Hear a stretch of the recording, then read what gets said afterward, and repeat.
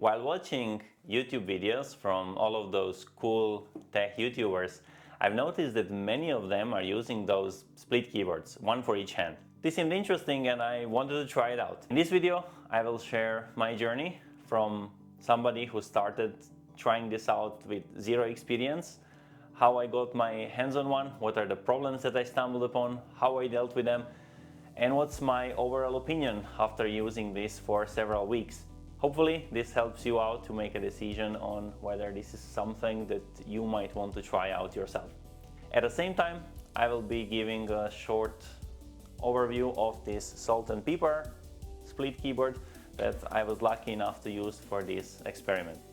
After I got interested into those split keyboards, I have spent hours researching, looking at different reviews on which keyboard to choose, which one is the best one, which one has which pros and cons, and to see like what is the one that I wanted to use. And in the end, I saw that there are few options for the keyboards that are on the market that you can basically order, like buy and get it.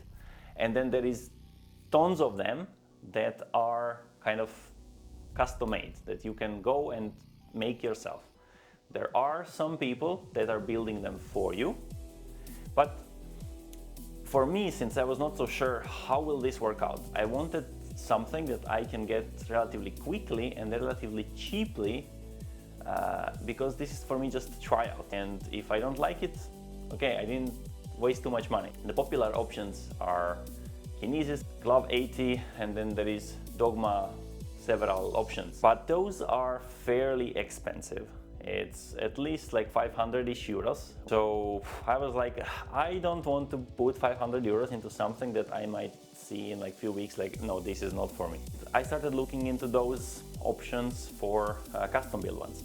I found out that there are people who build this for you, so you don't have to deal with it yourself. And I started to kind of settle down on which one I want, and I was already ready, okay, I need to spend at least like few hundred euros for this. I was lucky to stumble upon a colleague that is building his own custom keyboard.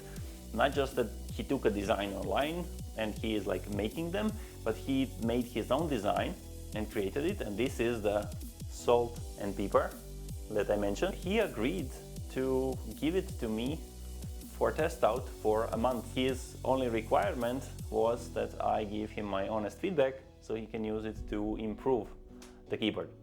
He doesn't even know that I'm making this video, and I'm gonna give my honest opinion and share like how my journey and experience was with that keyboard. The first day that I got the keyboard, I was very excited to try it out. So I came home, I took the keyboard, and the keyboard has these like very tiny little switches over here. When I try to turn it on, like the switch like dropped out somewhere, it got broken. It's a very tiny little piece of plastic. It's hard to reach, and yeah, it broke. I wrote to the builder and said like, hey, this thing like fell off, it broke. And he was very surprised. He said that this has not happened so far. He even took some extra strong ones, so this wouldn't happen. This definitely doesn't seem like extra strong, but I don't know how the less strong options look like. But anyway, he was like really helpful. He replaced the thing right away, fixed it. I'm lucky that we live in the same town, so it's easy to meet. I didn't need to ship it anywhere. I got it basically the next day. And yeah, the switches are still as they are. I didn't have any issues after that with this little switch. After I had the keyboard and this thing working, then I had to put the layout onto the keyboard. Yes, you can use QWERTY, which is the standard layout which most of the people use, but I am using Dvorak to put your own layout. It's not complicated, but in many videos that are out there and how people present it, don't say little details that you don't know about as somebody who is first time trying. For example, they say you need to flash the keyboard. So how do you do it? You plug the keyboard in with a USB cable to your computer, and you, depending on what are you using, you need to press some button, whatever, and it appears as a flash drive, and then inside you can copy your file with the configuration to flash it. Inside there is a file called current.uf2, which supposedly has the current configuration. To be safe, I copy this file to outside to like save the current configuration in case I mess something up. I download the configuration with Dvorak that I am using. I rename it to the same thing, current.uf2. I put it in, and boom, something goes wrong, it doesn't work. And I'm like, what's going on? And then I found out that actually you don't touch this current.uf2 file.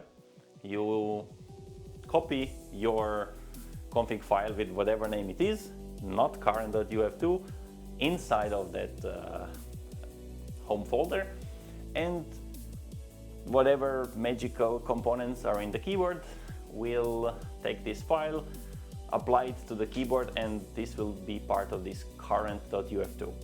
And the current.uf2 actually, even this copy that I made, if I would copy it back in, it would not really work. I don't know how the details are working behind the scenes. But yeah, this is like some small detail that it's not really commonly said anywhere. They just say, flash the keyboard, copy the file. But there are these small details that if you don't know about them, it can take you some trouble to figure out what to do. Anyway, once I finally had Dvorak on the keyboard, I tried typing using it. It's wasn't smooth, even just the letters, for which there are normal keys and they are in the same place as on my old keyboard. And then my old keyboard is also this like kind of like a bit split. They're not like physically split, but it's tilted ergonomically, so it's somewhat similar.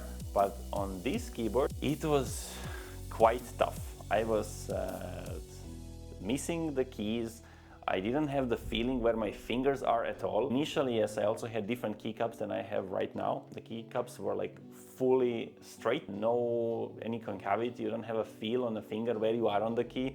No special key for this middle one where your hands should be. So whenever I move the hand a little bit, I have to look, whoa, where is my hand position on the keyboard? And this was annoying. It was really tough. I was struggling with it. This is without even taking into account that you have only 36 keys. In order to be able to use all the other stuff, then you have this concept of layers, where some of these keys, if you hold it, and then at the same time while it's being held, you click on any of the other keys, they are not anymore A, B, C, D, whatever, but they suddenly are maybe numbers, maybe an arrow, and maybe like shift, control, whatnot. They are done with timing. So if sometimes I'm typing and I accidentally, when I press the thing, I like hold it tiny bit too long, it suddenly activates maybe command or shift, or depending on which key it was. This messes things up a lot. Sometimes I get like double letters because somehow how you press it, how these timings works, you get like double letters coming as you are like lifting your finger up. It's really annoying. So I knew that like, okay, everything when you start, when it's new, especially when it's very new, it's normal that it's not easy. So let me take some more time, see how I adapt to it.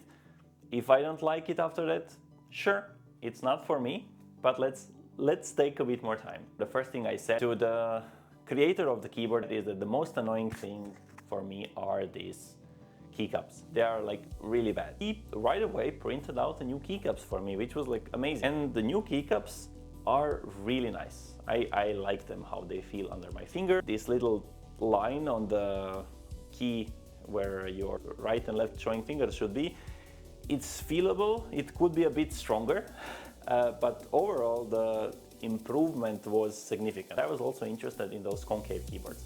The concept of them seemed really cool.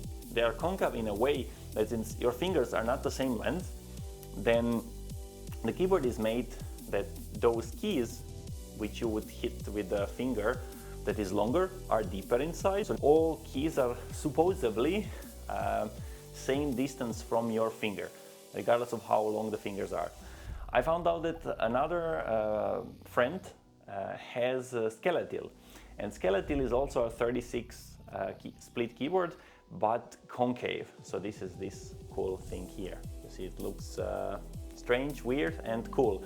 So when you place your fingers, they are kind of like all reaching out the keys without you needing to stretch, pull fingers differently. Here is where a bit of positivity finally comes into the story, both for my split keyboard experience and for the Salt and Pipar. As much as I really loved this thing where keys are kind of like concave and different, it felt really cool and smooth and so forth. The thing that I noticed right away was that this pinky row here is so close to this other finger. This was annoying. They were very much touching itself, especially with this like concavity. There was no like some space in between. I don't know how to explain it well, but it felt very odd. On Salt and Pipar, all the keys have kind of like spacing and angle between them, like your fingers go. Since your fingers don't really go so much like this, but they spread around like this, and the pinky row is also like more significantly going to the side, has like a bigger this angle. It feels very natural when the hand goes, and this for me was like a bigger deal than this whole concavity, that I was like, okay, let me continue trying out this Salt and Pipar thing. One other issue that I have is that Dvorak setup on this versus QWERTY setup on this with Dvorak setting on the OS were not the same by default. It's a bit complicated to explain, so I will not go into it right now, but there are other keys that were not placed as it would be for Dvorak, so I had to remap them. As a part of that, I also decided to try out resolve some of the other issues that I had. So I remapped this bottom left key that I talked about, that it's different on Mirioku Dvorak versus the standard Dvorak, to be as the standard Dvorak.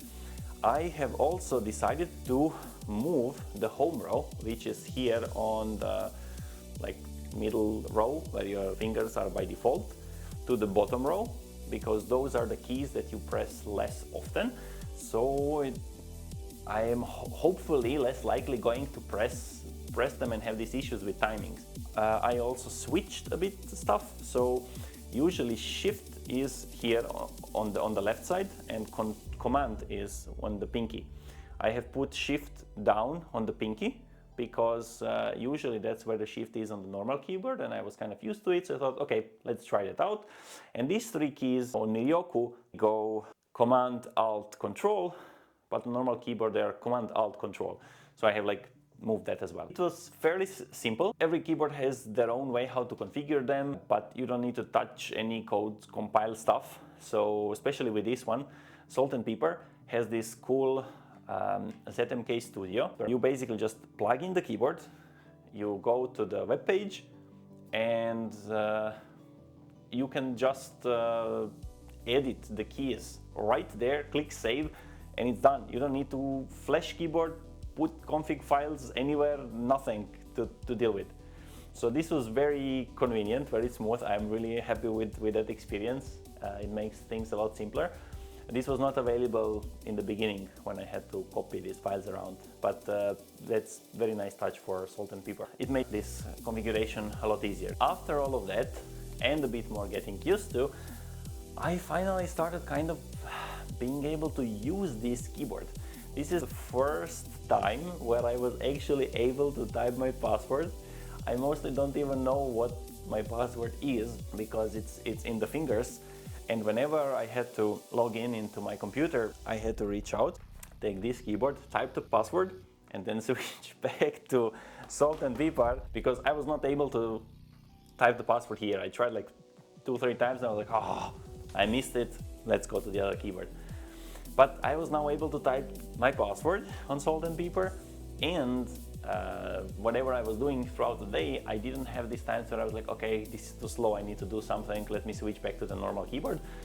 I was still slower, definitely, than on my normal keyboard, but it was not that bad, it was totally usable. And I'm actually right now like happy with it. So this initial time where you have this frustration, etc., It's normal when you start with something new, and it can get better. If you are trying something new, whether they're split keyboards or something else, give it a bit of time before you make your mind, because I was switching my mind like every day throughout this experience. I might switch my mind again in the future, but for now I actually quite like it, and I want to continue using it.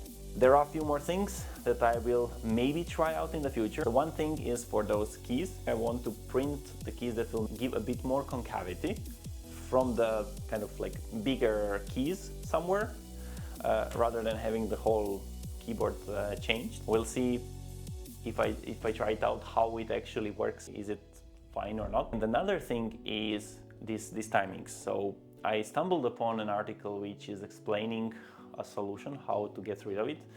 I kind of read through it quickly. I didn't fully understand what's happening, but there are ways on how this timing is configured and how this can be done differently, so that you basically, as far as the premise of that post was, you don't have these issues with mis-hitting stuff. Since that involved changing stuff in the repo where I don't even know like what's going on, I didn't want to deal with it for now. And this moving the home row from the middle row to the bottom row works pretty fine with me. I don't do so much mis-hits anymore. It's quite okay. My typing speed currently is maybe around 50-60 words per minute, which is not that fast, but it's totally usable. I'm not dying when I'm using the keyboard as I used to in the beginning. So yeah, we'll keep on using it and see how my experience goes forward.